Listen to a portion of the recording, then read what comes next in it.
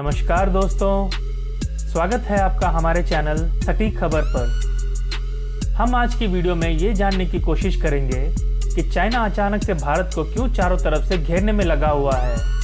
कभी नेपाल के नक्शे को बदलकर, कभी पाकिस्तान के नक्शे को बदलकर और कभी सीमा पर अपने जवान को भेजकर। ऐसे तो चाइना भारत को बहुत पहले से ही परेशान करता रहा है, पर पिछले कुछ महीनों में वो काफ़ी आक्रामक हो गया है और बहुत तेजी से अपने चाल को एक के बाद एक चल रहा है। तो दोस्तों, चाइना की इस हड़बड़ाहट और आक्रामकता के पीछे है चाइनीज इंटेलिजेंस एजेंसी का वो रिपोर्ट जिसे सुनकर चाइना के शी जिनपिंग की नींद उड़ गई है। उस रिपोर्ट को जानने से पहले हम थोड़ा ये भी जानने की कोशिश करेंगे कि चाइना पाकिस्तान से अचानक अपने मैप को क्यों बनवाया। पाकिस्तान के नए मैप के बनाने का असल मकसद था कश्मीर के मुद्दे को इंटरनेशनल फोरम पे फिर से जीवित करना, जिसे हमने अपने पिछले वीडियो में बहुत ही विस्तार से बताया था। आप चाहें तो आई बटन पर क्लिक करके वो वीडियो देख सकते हैं। तो चाइना कश्मीर के मुद्दे को इंटरनेशनल फोरम पे जीवित करना क्यों चाहता है? वो मुद्दा जिसे इंटरनेशनल फोरम पर उठाने के लिए पाकिस्तान को किसी से फाइनेंशियल मदद नहीं मिलता, तो वो भी आने वाले कुछ सालों में छोड़ देता या भूल जाता। अगर हम इतिहास में जाएं तो कश्मीर की ज़रूरत या ख्वाहिश पाकिस्तान से ज़्यादा पाकिस्तान के पालने पोषने वालों की रही है। पाकिस्तान की कश्मीरी मुसलमानों से हमदर्दी सिर्फ एक ढोंग है। पाकिस्तान हमेशा ये बोलकर अपने एक्शंस को सपोर्ट करता रहा है कि कश्मीर के मुसलमान को इंडियन गवर्नमेंट परेशान करती है, जबकि कश्मीर में पिछले 5 दशक में हुआ उल्टा है। आज तक जितने हिंदू कश्मीर में मारे गए हैं, उसका 2% मुसलमान पूरे देश में कहीं किसी सांप्रदायिक दंगों में नहीं मरा है। अगर उनकी सोच ये है क्योंकि कश्मीर में मुस्लिम ज़्यादा संख्या में रहते हैं तो उसे पाकिस्तान में मिला लेना चाहिए, तो वो भी सही नहीं है। क्योंकि आज़ादी के वक्त यूपी में कश्मीर से 2 गुना ज़्यादा मुस्लिम रहते थे, बिहार में कश्मीर से ज़्यादा मुस्लिम रहते थे, यहाँ तक कि केरल में भी कश्मीर जितना ही मुस्लिम रहते थे। और तो और, अगर पाकिस्तान को कश्मीर में रह रहे मुसलमानों से प्यार होता तो जैसे बाकी के देश से लोग बंटवारे के समय अपने गांव घर बार को छोड़कर पाकिस्तान चले गए, वैसे ही कश्मीर के लोगों को भी वो ले जाता। पर पाकिस्तान ने ऐसा नहीं किया। तो दोस्तों, पाकिस्तान का पूरा प्रेम कश्मीर के मुसलमान भाइयों से नहीं बल्कि कश्मीर की ज्योग्राफी से है। असल में कहा जाए तो पाकिस्तान के पीछे खड़े लोगों का प्रेम कश्मीर की ज्योग्राफी से है। अब दूसरा सवाल उठता है, पाकिस्तान से कौन ऐसा करवाएगा और क्यों? तो दोस्तों, 1991 में सोवियत यूनियन टूटने से पहले सोवियत यूनियन और अमेरिका के बीच दुनिया में अपने पावर को मनवाने की होड़ लगी रहती थी। सोवियत यूनियन के सेंट्रल एशिया के देश जैसे अफगानिस्तान इत्यादि पे अपने प्रभाव और आधिपत्य को रोकने के लिए अमेरिका को एशिया में एक बेस चाहिए था, और उसके लिए कश्मीर से अच्छा कोई जगह नहीं हो सकता था। कश्मीर, जो कि पूरे सेंट्रल एशिया का एक तरह से गेटवे है, वहाँ से आज के तजाकिस्तान, किर्गिस्तान, तुर्कमेनिस्तान, उज़्बेकिस्तान और अफगानिस्तान पे आसानी से नज़र रखा जा सकता है। और अगर हम किसी वजह से पाकिस्तान के हाथों कश्मीर को गंवा बैठते तो असल में आज वहाँ अमेरिका अपना बेस बना चुका होता। पर 1991 में सोवियत यूनियन के टूटने के बाद समीकरणों में काफ़ी बदलाव आया और अमेरिका की कश्मीर में बैठने की ख्वाहिश और चाहत जैसे खत्म हो गई। उसके ऊपर 9/11 को ट्विन टावर्स पे अटैक के बाद अमेरिका का पाकिस्तान पर पहले जैसा प्यार और भरोसा नहीं रहा और उसका झुकाव भारत की ओर आस्ते आस्ते बढ़ने लगा। तो अगला सवाल उठता है, अमेरिका के बाद कौन?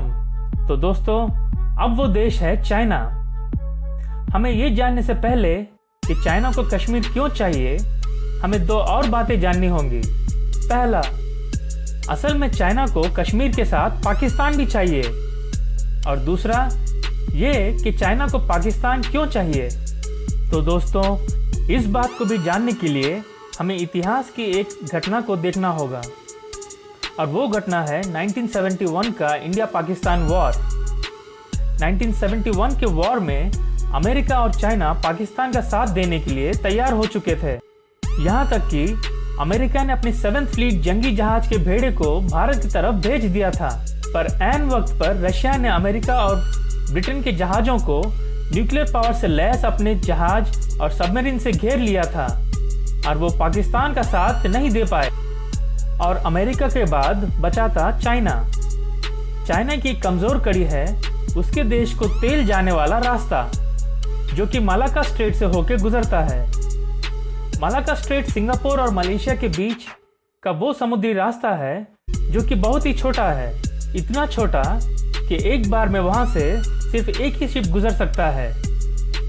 चाइना का जितना भी ऑयल टैंकर्स हैं वो सब मलाक्का स्ट्रेट से ही होकर गुजरते हैं।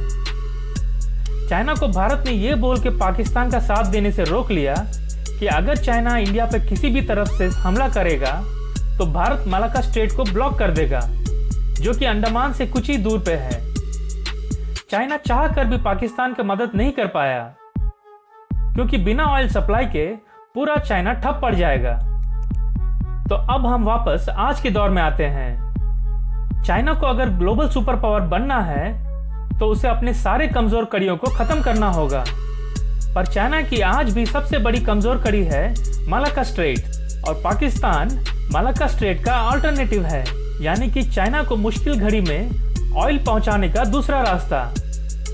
चाइना अब मिडिल ईस्ट से आने वाले सारे ऑयल इंपोर्ट्स को पाकिस्तान के गिलगिट बाल्टिस्तान के रास्ते चाइना में ले जाना चाहता है। तो दोस्तों, यहाँ पे आता है चाइनीज इंटेलिजेंस के उस रिपोर्ट का महत्व जिसे सुनकर चाइनीज लीडर्स की नींद उड़ गई है। चाइनीज इंटेलिजेंस के रिपोर्ट के मुताबिक इस बार भारत में आई सरकार एक के बाद एक क्रांतिकारी निर्णय लेने जा रही है, जिसमें एक है पीओके और गिलगिट बाल्टिस्तान को इंडिया में मिला लेना। इतना ही नहीं, वो ये काम को 2020 के नवंबर या दिसंबर में ही अंजाम देने वाला है और इसके लिए पुरजोर से तैयारी भी कर रहा है। इतना ही नहीं दोस्तों, उस चाइनीज रिपोर्ट को माने तो ये भी कहा गया है कि भारत ने विश्व के बड़े देशों को अपने इस फैसले को लेकर विश्वास में भी ले लिया है। तो दोस्तों, गिलगिट बाल्टिस्तान एक ऐसा जगह है जो पाकिस्तान और चाइना को जोड़ता है, और अगर गिलगिट बाल्टिस्तान भारत के हाथ आ गया तो चाइना की वो कमजोरी रह जाएगी जिसका जिक्र हमने पहले किया है, और उसका वर्ल्ड लीडर बनने का सपना एक छोटे से समुद्री रास्ते पर निर्भर हो जाएगा, जिसे ब्लॉक करके कोई भी चाइना को उसके घुटने पर ला सकता है। और चाइना ये किसी भी हाल में होने नहीं देगा, चाहे उसे इसके लिए कितना भी बड़ा युद्ध क्यों ना लड़ना पड़े, फिर चाहे वो इंडिया के साथ हो या अमेरिका के साथ या पूरे विश्व के साथ। इसके ठीक विपरीत अमेरिका और उसके अन्य साथी भी ये चाहेंगे कि चाइना का ये रास्ता हमेशा के लिए बंद हो, चाहे इसके लिए कितना ही बड़ा युद्ध क्यों ना हो जाए।